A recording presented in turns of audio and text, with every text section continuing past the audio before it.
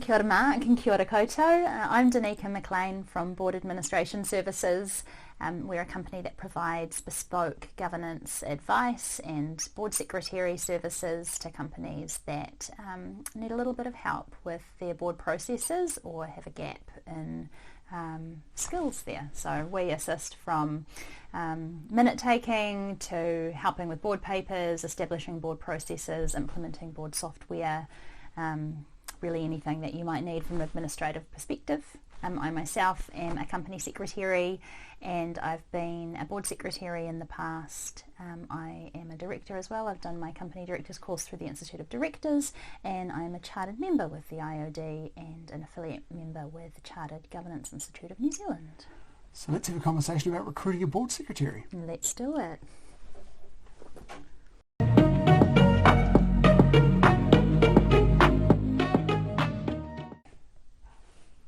Hi, welcome to Governance Bites.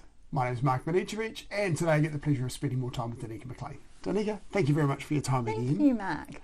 Let's talk about recruiting a board secretary. Starting the first question, what specific skills and competencies do you think are most important for a board secretary to possess? Well, certainly a good grasp of written communication. They don't need to be creative writers, but they need to be have good competency in spelling and grammar, be able to articulate themselves clearly, and just have a good grasp of vocabulary, especially specific to any industries that they're working in. Right. Yes, of course. There'd be a lot of jargon that would be used in the boardroom, and you wouldn't really want your company secretary saying, what does that mean again? Yeah. Okay. How do you assess their ability to handle confidential and sensitive information? There's so much of that that's handled around a boardroom. I would ask in the interview process specific questions relating to that, like how they might have handled a certain situation where privacy or confidentiality might have been compromised. I would also test them before I even got down that track with what their understanding of confidentiality is. Do they understand the Privacy Act? Do they understand what needs to be kept confidential and what doesn't? Right, okay. So to start with, if you're looking for one of these roles, make sure you've done the free learning on the Privacy Commission's website. There's some really good online courses. Yeah, there is a lot of good resources out there. Yeah. How critical is knowledge of corporate governance and compliance for a board secretary? What kind of understanding is required? Well, everything's teachable, so I wouldn't have a lack of understanding as a kind of hard no when you're recruiting, but certainly it helps if they do have understanding. And you can test them on certain areas of this during the interview process, like by asking them if, can they explain what a conflict of interest is? Can they explain what a major transaction is? Can they explain the solvency test and when it should be used? Kind of just prompt them with those kind of starter questions, and that'll give you a clear guide as to what their level of understanding is. Again, if they don't know the answer to those things, it's something that can be taught. Right. There are a lot of detailed obligations in the boardroom, and quite often it is the company secretary that may have a really strong handle around those. We were talking earlier about the payment of dividends and having to have a solvency test, of course, and knowing that the company must be solvent after paying the dividend, but I wasn't aware that there is a certificate that they have to directors need to sign a certificate stating that they are confident that the company will be solvent post that distribution. Right. Yeah. And it's quite often the company secretary that knows that level of detail. Yeah, yes, it is, but I just take a moment to talk about the differentiation between a company secretary and a board secretary. Because I think the company secretary will often have a finance position or a legal position as well within the company. Yes. Or they might have a chartered company secretary qualification that they've gained. So they've got a kind of higher level of understanding as opposed to a board secretary whose role is to run the board processes, the board meeting processes. Right. And the board secretary should have some understanding of what's involved, but I wouldn't say that the board secretary was responsible for writing the resolutions for something like a major transaction or a solvency test. That should really come from legal or secretary. finance, or if there isn't a company Yes. secretary in the company, then the finance Right. manager, or So would larger companies have a company secretary and a board secretary? normally, Right. yeah. And then smaller companies, as you say, may have their own executive. There's somebody in the legal team, the finance person, and then potentially a board secretary, as you say, that runs the processes and the administration. Right. Right. Yeah, the larger companies are generally where you'll find a company secretary, listed companies, large companies. Yes. The smaller privately owned companies, NGOs, not-for-profits, charities, they're more likely to have a board secretary. Yes. They can be quite a big company, but they might be privately owned and they don't have that company secretary function. But the board secretary is a really vital role. Right. That's a really useful distinction to make. Thank you. So in recruiting a board secretary, what previous experience would you expect, and how much industry experience is relevant? So previous experience, I definitely want to see that they'd held some kind of administration, high-level kind of C-suite administrative position previously. Either they've already been a board secretary, or they've been an EA to a CEO or a senior executive, and have had that contact with the board and board reporting processes. If you don't have someone that's been in an administrative position, you can sometimes find people with law degrees. They've got a really good understanding of corporate governance, and they've got good understanding of minute taking, and they can be trained into the position. I think anyone with transferable skills that have a high level of written and verbal communication, and are kind of easygoing but resilient, could be trained into that position. Right. We talked before about the level of jargon that you have in any industry. So how valuable is industry or sector experience? So I think sector experience can be really valuable, because it's kind of like you'll know that there'll already be a pretty good cultural match because they've worked in that industry, they understand it. In terms of the language and the jargon, though, that can be taught. It's not critical, so they don't have to have come from within that industry. So nice to have, but not necessarily a requirement. It's more important to have some of the other aptitudes that you were talking about earlier. Yeah. You talked also earlier very much about written communication skills, about having good grammar skills, good spelling, obviously, and a good ability to communicate in a written way. What about verbal communication? I think verbal communication is really important, mostly in interpretation of what's being said. So they need to be able to understand very clearly what's being said around the board table to be able to minute it appropriately. Yes. So that, English or whatever language the board meetings are being held in, here in New Zealand it would be English, yes. Needs to be perfect. Like, you can't really have someone that struggles with understanding. No. Yeah, absolutely. How important are interpersonal skills in managing the relationships? Because they'll be dealing with both board members, senior executives, potentially other stakeholders as well. Yeah. You need to have a certain level of confidence. You don't have to be... It's a tricky one when you talk about interpersonal skills, because you get down to personality types, but I think an ideal board secretary would be really easygoing, would be confident, would have no trouble talking to senior people, very important directors, people within the company. They need to have the confidence to be able to follow up executives to get their board papers on time, which, you can't be too rough in asking that.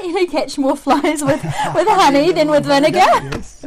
Yeah, so someone that can kind of manage those relationships and has I guess that's where your interpersonal skills come in. In your experience, having done this for 15 years or something now, how important is resilience in dealing with some of these executives and seniors? Resilience is very important. I've been told by recruiters that you need to be careful putting that into job ads, because you can actually scare people off if you say you're looking for resilience. But I think in the boardroom there can be quite robust conversations that go on. You're working under competing deadlines, and people can get a little bit stressed at the last minute, and you can kind of get that snappy behaviour coming directed to you as the board secretary. Yes. And you need to know not to take that personally. You need to know how to do your job and concentrate on getting done what needs to be done, and not be worrying about what someone said. Yeah, exactly, right. Coming back to the distinction you made earlier between a company secretary and a board secretary, if an entity does have a company secretary, they're very much involved in the composition of the papers as well as making sure that the papers exist. How much, particularly if there's not a company secretary, how much does the board secretary get involved in, the wording of this paper isn't really going to fit with this board, they need a little bit more visual information, for example? A good board secretary will be able to do that. So at the very basic level, a board secretary should be receiving the papers and reviewing them for spelling and grammar and consistent formatting. Yes. As you get more confident in doing that review, you can start to kind of put in practice good practice around what board papers should look like. There are lots of resources out there around how to write a good board paper. They should then start going back to the executive and saying, look, I think this is too long, or do you think that you could put this data into a graph, feeding back to the executives what the directors have said at the board table. Yes. Boards are not shy about saying we want to see more data, we want more graphs. So actually feeding that back to the execs who aren't in the room at the time is kind of quite a vital role of the board secretary. Yeah, absolutely. Okay. What level of technical proficiency is needed? You're not just talking about, Microsoft 365 or general office software. What are the software and stuff is involved, and what level of technical proficiency is needed? You touched on Microsoft. You have to absolutely be competent in the Microsoft Office suite. You should have experience with board software, and if you don't, you need to be technically savvy enough to pick it up quickly. Yes. Yeah. Yeah. If you're starting from a different position and you're moving into that board secretary position as a recruiter, you need to be really sure that they've got that level of competency and technical competency to be able to pick things up quickly. And generally the board software is fairly intuitive, isn't it, these days? It's quite easy to use. Yeah, it is. What about hardware? Is it your board secretary that will often be the IT support person of making sure that projectors are set up and those sorts of things? Yeah, often it is. Some of us are lucky to have an IT person on standby, but sometimes it's not. So you need to have a really good understanding of how to turn on the projector, how to connect your laptop, make sure everyone's got Wi-Fi, connect up to Teams or Zoom. People will look to you as the board secretary in the room to be able to problem solve those things. So if you don't know, have an IT person on standby to come in and do that. One of the board members will come in with an Apple computer instead of a PC, and you'll have trouble in connecting it to everything. All that kind of stuff. Yeah, I think a good board secretary will have a little toolbox with a multi-board and an extension cord and an adapter for all of the different input ports on the laptop, so you can connect those things. Yeah, of course, phone chargers and stuff as well, maybe. Yeah, probably. What opportunities for professional development should be available to a board secretary?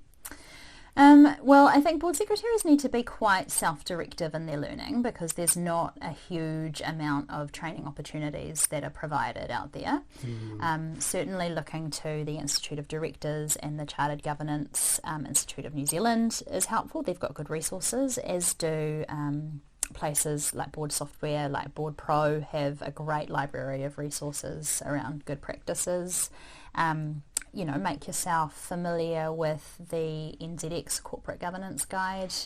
I think if you have the ability to sign up to a membership with IOD, they have lots of resources for members that are constantly updated within there, which is really good. LinkedIn Learning does some great courses on like minute taking and active listening, things like that. Those are the things that I would encourage someone to develop.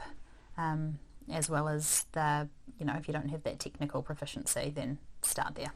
So like anybody else in a profession, you have your professional development plan, identify what sorts of skills are ideal, where your gaps are, and then look for the knowledge to fill those gaps. Yeah.